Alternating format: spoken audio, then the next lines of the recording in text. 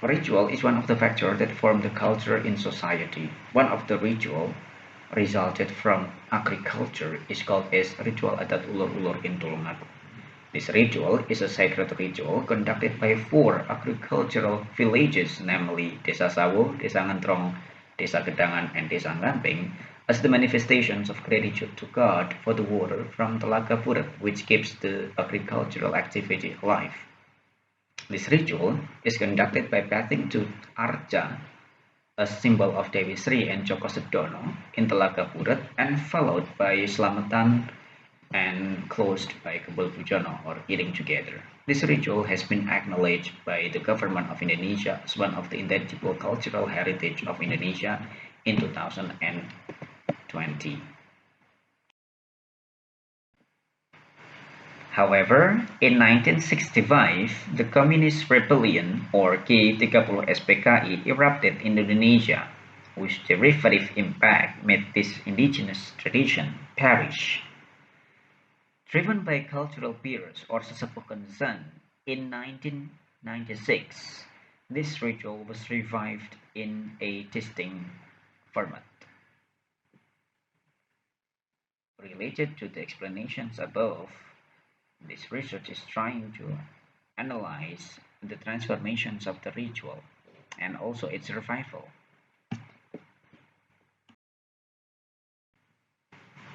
To analyze the transformations of the ritual, the ethnography method was employed in this qualitative research.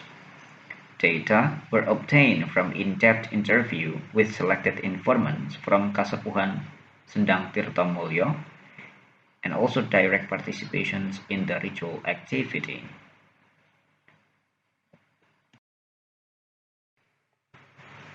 The research shows that this ritual was originally a communal ritual executed by four agrarian villages, namely Desa Sabo, Desa Ngentrong, Desa Gedangan, and Desa Gamping. There are two underlying myths related to the ritual, namely the myth of Eyang Cikangjoyo and the myth of Sri Sedono. Eyang Cikangjoyo is believed as a prince of Mataram, escaping to the east. He is also believed to be the one who created the Telaga Purut itself. Local people even believe that the Danyangan of Telaga Purut is also Eyang Cikangjoyo. This is the reasons why the ritual is conducted in this place. The second myth is related to Dewi Sri and Joko Sedono. It has very close relation with the agricultural activity.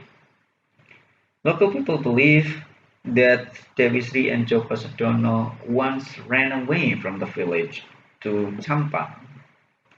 It makes the village in sorrow due to the crop failure and starving. The people of the village finally begged them to come back to the village. Sri and Sedono accepted the request with certain requirements that have to be fulfilled. The requirements will later become the umburampi or the requirements of the ritual itself.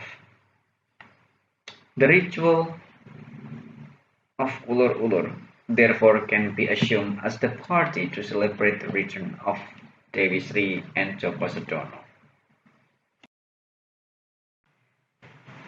As mentioned earlier, the ritual was revived in 1996 after its long dormant.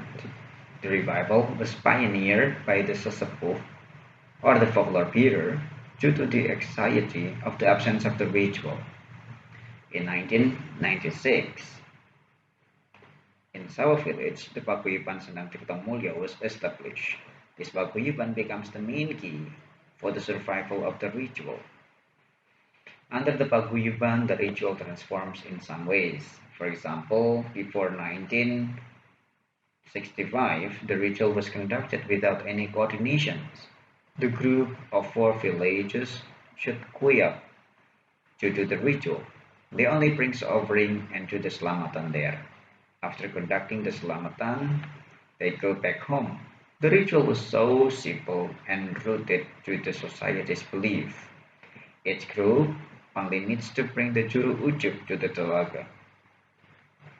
The one who bathes the arca is the juru kunci. Usually, before the ritual, the hip hip, which is actually the dramatizations of the farmer making irrigations, is also conducted and displayed.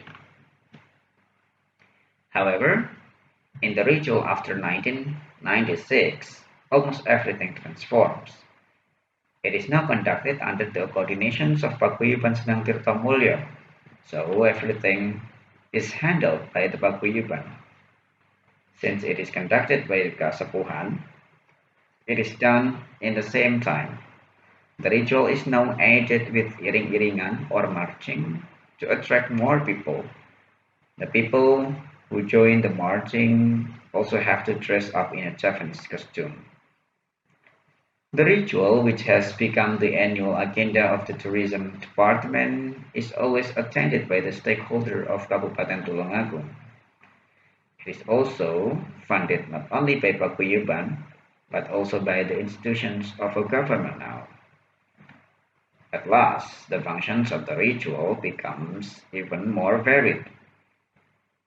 It is not only a means to express the belief of the villager now, but also a means for more secular aspects such as tourism and entertainment.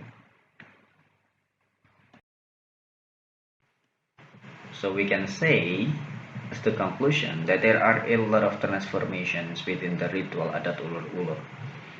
Those transformations was done in order to keep the ritual survive and also to meet the needs of nowadays society. So that's all my presentation. Thank you very much for your attention.